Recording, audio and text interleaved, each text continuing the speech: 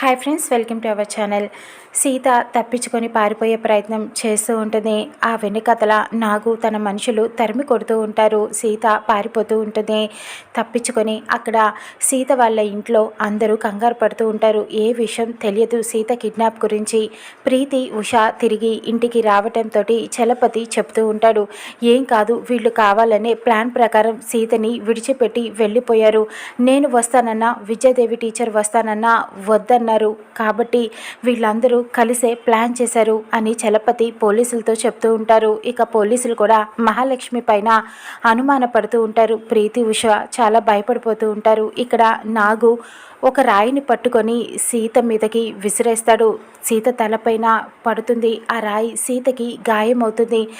స్పృహ తప్పి కళ్ళు తిరిగి కింద పడిపోతుంది. ఇక సీతని ఎత్తుకొని వెళ్తూ ఉంటారు. ఆ రౌడీలు ఒక చోట సీతని పడుకోబెడతాడు. ఇక నాగు చెప్తూ ఉంటాడు, ఆ అమ్మాయి కాళ్ళు చేతులు కట్టిపడేండ్రా పారిపోకుండా అని చెప్పడంతో ఇక వేరే రౌడీ చెప్తూ ఉంటాడు, అక్కర్లేదన్నా, ఆ పిల్ల చచ్చిపోయింది ఆల్రెడీ, మనం ఇంకేమీ చెయ్యక్కర్లేదు అని చెబుతూ ఉంటాడు. ఇక అప్పుడు నాగు చచ్చిపోయిందా అని చెప్పి అడుగుతూ ఉంటాడు. సీత నిజంగానే చనిపోయిందా? సీత రామ్ని కలుస్తుందా లేదా చూద్దాం రానున్న ఎపిసోడ్లో.